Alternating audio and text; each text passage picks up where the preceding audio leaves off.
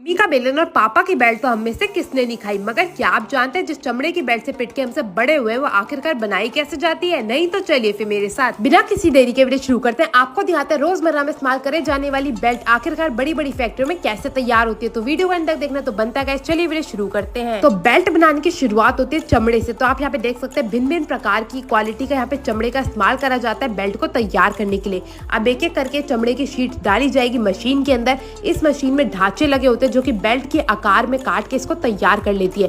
एक बारी में 5 बेल्ट निकल के तैयार होती है।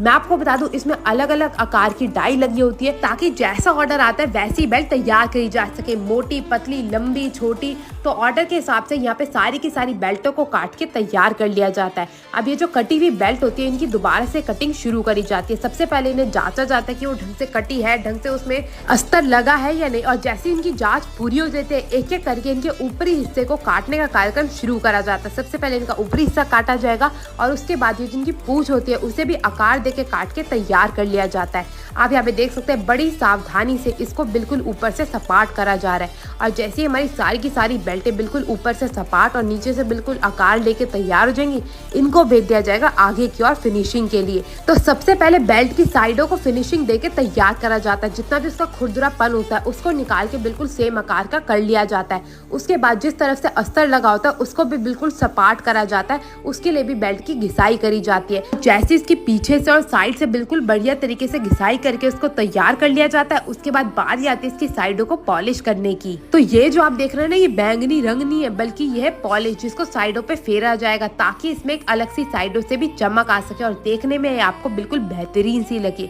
तो दोनों तरफ से इसको पॉलिश करके बिल्कुल बढ़िया तरीके से तैयार कर लिया जाता है और छोड़ दिया जाता है सूखने के लिए।